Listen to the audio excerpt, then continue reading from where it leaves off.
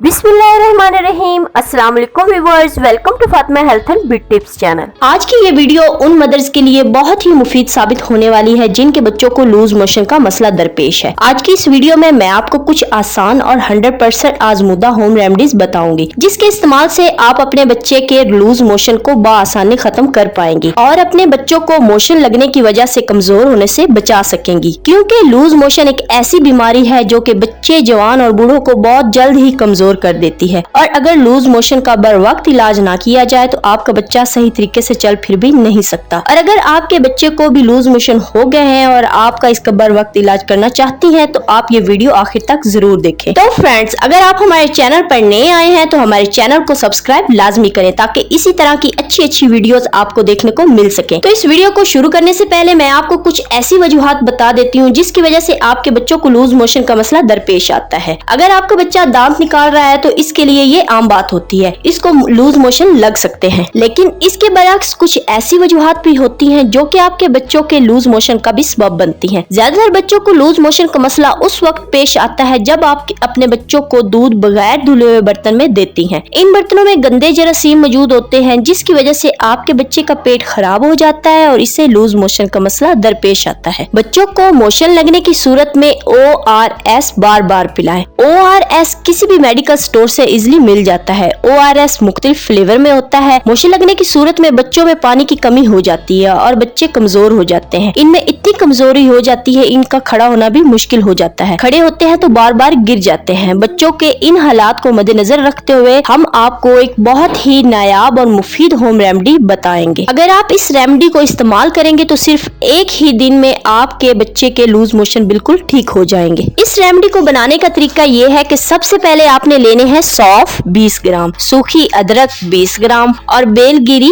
20 ग्राम। तमाम चीजों को हम वजन लेकर इन्हें अच्छी तरह से पीस ले। ये सब चीजें आपको पंसार की दुकान से इजिली मिल जाएंगी। पीस कर किसी भी एयर टाइप डब्बे में रख लें।